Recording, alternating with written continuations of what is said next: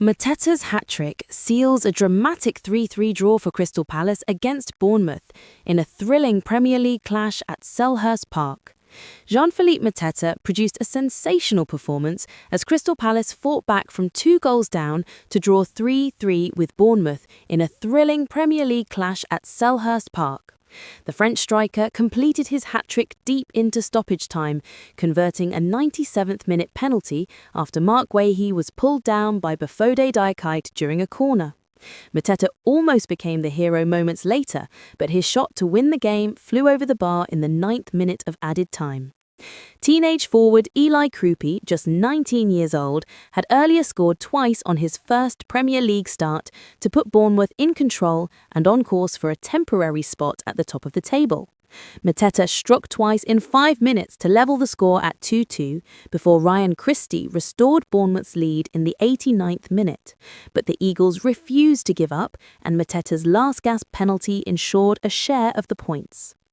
The game continues an impressive spell for Mateta, who made his debut for France on 10 October against Azerbaijan and scored his first international goal 3 days later in a 2-2 draw with Iceland. With this result, Palace sit 8th in the Premier League table, while Bournemouth dropped to 4th. The Cherries could have gone top had they held on for the win, though Arsenal had the chance to reclaim first place later in the day. Haaland, the relentless goal machine. Erling Haaland once again showcased his incredible scoring instincts, netting twice against Everton to fire Man City back to the top of the Premier League, at least until Arsenal's late kickoff at Fulham.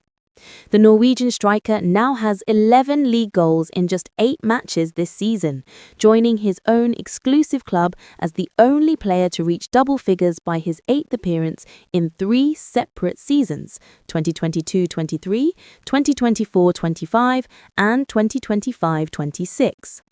After a quiet half-time with no shots on target, Haaland came alive after the break, heading home from Nico O'Reilly's cross before finishing clinically from Savino's cutback. Everton manager David Moyes joked after the match, "I just told him I wish he played somewhere else. Most managers probably feel the same." He added, "We handled him well overall, but how can you say that when he scores twice? The second goal was scrappy, but that's what great strikers do." City boss Pep Guardiola was full of praise for his star man, saying, "Erling's presence in the box is immense. Our service to him was much better in the second half, and when you have players like him, you must use them. He lives for goals. He's our key man." Haaland's numbers this season are staggering. Across 13 appearances for club and country, he's scored 23 goals, including 8 for Norway in World Cup qualifying, taking them to the brink of next year's tournament. By mid-October, he had already netted 14 goals for City in the League and Champions League, failing to score only against Tottenham back in August. Although chasing Dixie Dean's long-standing record of 63 goals in a single English top-flight season, Haaland remains on course for another extraordinary year. He came close to that mark in his debut campaign, scoring 52 goals as City claimed the treble, followed by 38 and 34 in the next 2 seasons. Former Chelsea winger Pat Nevin told BBC Radio 5 Live, "He's a phenomenon. He looks like a man among boys. Defenders just bounce off him. Even when he seems quiet, you know the moment he gets a chance, it's going in. He looks unstoppable again." Former Premier League striker Glenn Murray added on Final Score, "The scary thing is, he's become more complete. When he arrived, he was just a pure goal scorer. Now he's a better all-round footballer, stronger, sharper and more involved." Jurgen Klopp urges City stars to share the scoring burden beyond Haaland. Manchester City may be top of the table again, but Pep Guardiola remains cautious about their heavy reliance on Erling Haaland, who has scored 13 of their 17 Premier League goals so far this season. Phil Foden, Matheus Nunes, Tijani Reinders and Ryan Cherki have each added just a single goal, leaving Haaland to shoulder the majority of the attacking responsibility.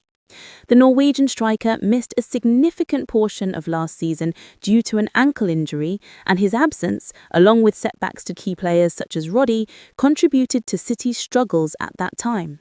Determined to avoid a repeat, Guardiola is calling for more contributions from across the squad. "I'm disappointed he didn't score 4 or 5, Guardiola joked to BBC Match of the Day. But seriously, we can't rely on just him. We need goals from the wingers and attacking midfielders. Reflecting on missed chances from others, he added, "They have to step up and score. We build our play to provide Erling with service, but other players must take responsibility too. The chances were clear. At this level, you have to take them. Savino, Jeremy, Tajani Reinders, they all had to finish those chances. If they don't, we can't achieve what we want." City briefly went top before Arsenal's late kick-off at Fulham, and Guardiola admitted he was satisfied with his team's progress. "We'll sleep in a Champions League spot this weekend. That's good." After opening the season with 2 defeats in their first 3 league games, City have found their rhythm again, and while Haaland continues to dominate the headlines, Guardiola knows that sustained success will depend on the rest of his squad stepping up in front of goal. Postecoglou sacked by Nottingham Forest minutes after Chelsea defeat. Ange Postecoglou was dismissed as Nottingham Forest manager just 19 minutes after his side's 3-0 home defeat to Chelsea at the City ground, bringing an abrupt end to his tenure after only 39 days and 8 winless matches in charge. The 60-year-old Australian, who replaced Nuno Espirito Santo last month, oversaw 6 defeats and 2 draws during his short spell. Forest's latest loss proved the final straw. After a goalless half-time in which they dominated but failed to score, Chelsea struck 3 times after the break through Josh Acheampong, Pedro Neto and captain Reece James. Acheampong headed in Neto's cross just 4 minutes into the second half before the Portuguese winger curled a free kick past Matt Sels moments later. James sealed the victory with a composed volley following a poor clearance from the Forest goalkeeper. The atmosphere turned toxic when Postecoglou responded to Chelsea's second goal by substituting Callum Hudson-Odoi, prompting chants of "You don't know what you're doing" from frustrated home fans. Forest owner Evangelos Marinakis was seen leaving the director's box midway through the second half. Forest had only themselves to blame for not taking advantage of a promising first half. Striker Taiwo Oni, starting for the first time since recovering from a serious abdominal injury that left him in a coma last season, missed an early opportunity, while Morgan Gibbs-White wasted 2 more chances before the break. Chelsea, missing injured midfield duo Cole Palmer and Enzo Fernandez, struggled initially with a makeshift lineup. However, manager Enzo Maresca's triple substitution at halftime, including the introduction of Moises Caicedo, transformed the game. In a frantic finale, Chelsea's Malo Gusto was sent off for a second yellow card, while Forest's Nico Williams volleyed over the bar and substitute Igor Jesus struck both the post and the crossbar. The defeat leaves Forest still searching for their first win under Postecoglou, but they will now do so under new leadership after one of the shortest managerial stints in Premier League history. Amorim welcomes Ratcliffe's backing, but warns football offers no guarantees.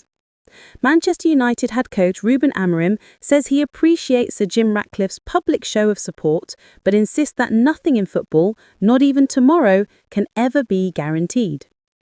In an interview with The Times last week, Ratcliffe suggested it could take up to 3 years for Amorim to make a significant impact at Old Trafford. The comments came amid mounting pressure on the Portuguese manager following a poor run of results, and they helped ease some of the scrutiny surrounding his position. However, speaking ahead of United's 100th meeting with arch-rivals Liverpool at Anfield, Amorim acknowledged the importance of Ratcliffe's support while stressing that the nature of football makes long-term assurances uncertain. "It's really good to hear it, and he tells me that all the time, sometimes even through messages after games, but, I know, and Jim knows, football doesn't work like that. The most important thing is always the next game. Even owners can't control what happens tomorrow."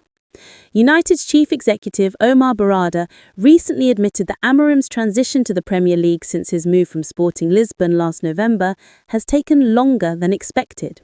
Under the 40-year-old, United have managed just 10 wins from 34 Premier League matches. They have yet to win consecutive league games this season and have not climbed higher than 9th in the table at any point at that time. The disappointing Nunders have tested the patience of supporters as United approach a challenging run of fixtures, particularly given their poor record against top sides over the past 2 seasons. Despite external pressure, Amorim insists there is no uncertainty inside the club's Carrington training ground.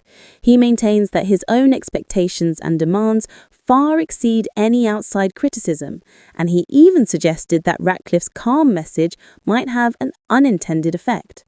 I really feel it every day. It's good because it shows the fans that the leadership understands this will take time. But at the same time, I don't like it because it creates the idea that we have time to figure things out. I don't want that feeling here.